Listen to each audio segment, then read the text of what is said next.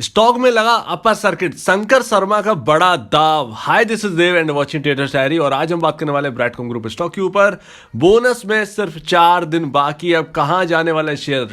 सबसे पहले 250 आएगा या 50 रुपए जाने वाले, इसके ऊपर हम डिटेल में बात करने वाले। चलिए दोस्तों समझ लेते हैं। तो दोस्तों ब्रैडकॉम ग्रुप देखिए, यहाँ पर कल बहुत ही अच्छी न्यूज आई है। शंकर शर्मा को बाकी बचे हुए शेयर्स को अलॉट कर दिया गया है। यानी कि यहाँ पर एक जो यहाँ पर क्वेश्चन बना हुआ था कि शंकर शर्मा ने शायद अपनी स्टेक बेच दी है, एग्जिट कर गए हैं ब्रैडकॉम ग्रुप से, तो वो नहीं है, वो खबर गलत थी। यहाँ पर शंकर शर्मा जी को यहाँ पर बचे हुए शेयर्स को अलॉट किया गया है। इसका मतलब ये है कि वो इस कंपनी में बने हुए हैं, तो इसका मतलब ये है कि वो उनकी एंट्री अभी है, एग्जिट नहीं करें। तो ये एक अच्छी खबर है, ध्यान रखिएगा।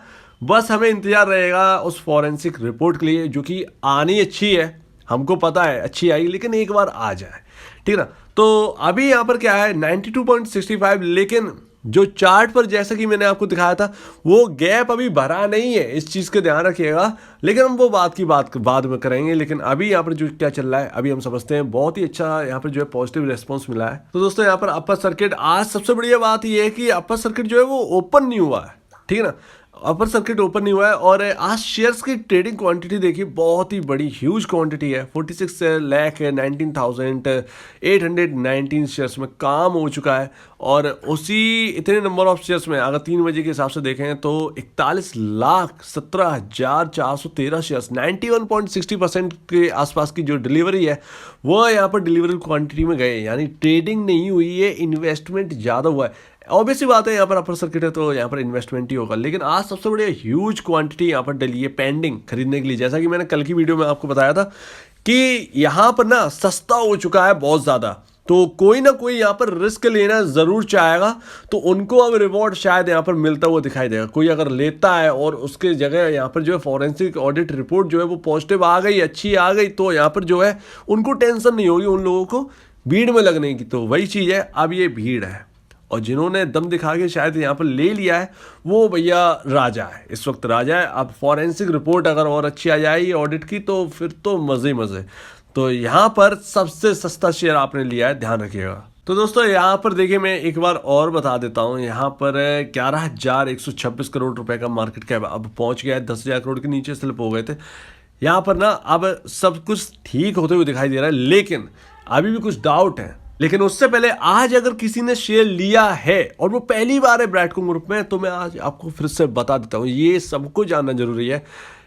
ये अर्निंग पर शेयर 7 है, 9.6.93 है, लेकिन मैं 7 मान के चलो, 7 का अर्निंग ईपीएस है यहाँ पर इस कंपनी का। अर्निंग पर शेयर है।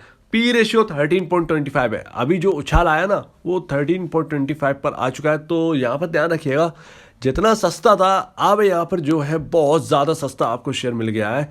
लमसम ने 32 का यहाँ पर जो है पी रेशियो होते हुए दिखाया इस स्टॉक का।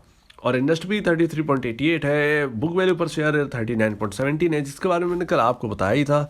यहाँ पर 40-42 पॉइंट के आसपास का डिफरेंस है, तो बहुत सस्ते पे आपने लिया है। इतना ब्रैडकॉमियंस जो है ना वो कभी सोचते भी नहीं थे कि इतना नीचे आ सकता है। अब अंत में यहाँ पर जो है बात करेंगे इसके टेक्निकल चार्ट की। देखिए यहाँ पर ना सपोर्ट है 63.70 का। ध्यान रखिएगा, हम बीच रास्ते में मुड़ गए और ये एक अच्छी बात नहीं है, इस चीज़ को ध्यान रखिएगा। अगर 118.65 रुपए का लेवल निकलता है इस स्टॉक के अंदर तो ही यहाँ पर कुछ बदलाव आएंगे, नहीं तो 118.65 का लेवल छूने के बाद हम गिरते हुए आएंगे, क्योंकि हमने 63.70 का लेवल जो है ना वो टच करके वापस नहीं घूमे।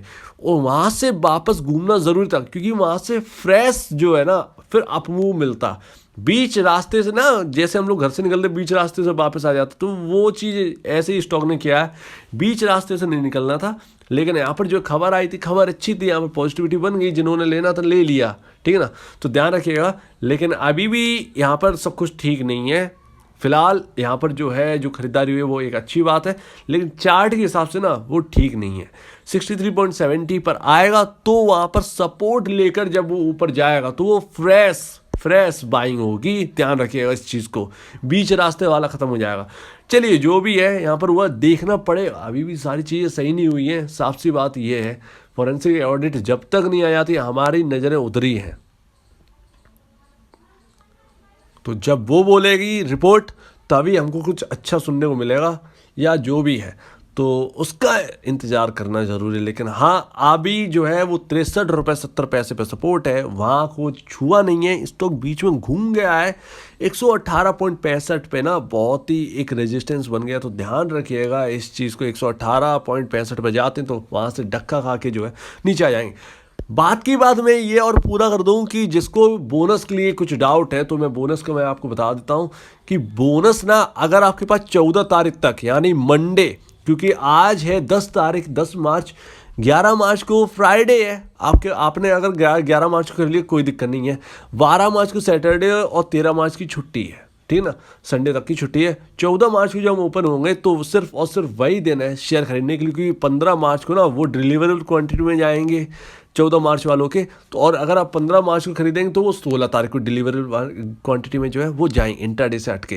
तो ध्यान रखिएगा इस चीज़ को कि 16 तारीख को बोनस ही होना है और वो नीचे खुलेगा ही, बोनस के एक्स डेट है तो वो नीचे खुलेगा, उसके बाद जो है वो बोनस आपके अकाउंट में आएगा। तो अगर किसी ने 15 को खरीदा है तो वो 16 को बोनस का एंजॉयमेंट नहीं ले पाएगा। ध्यान रखिएगा इस चीज़ को। किसी के पास 14 तक खरीदता है कोई तो ठीक है, लेकिन उसके बाद किसी को नहीं खरीदने हैं, वो एक्स डेट जो है ना वो एडजस्टमेंट होगी ही। तो इस चीज़ को खास ध्यान रखना है अगर किसी को बोनस में डाउट है। तो उम्मीद है आपको पूरी बात समझ में आ गई होगी। अगर आपको पूरी बात में कही गई कुछ भी डाउट है, कुछ समझ में ना आया हो, कुछ पूछना हो तो प्लीज़ कमेंट सेक्शन में कहिएगा। और अब दीजिए मुझे इजाज़त। वीडियो देखने के लिए बहुत बहुत धन्यवाद दोस्तों।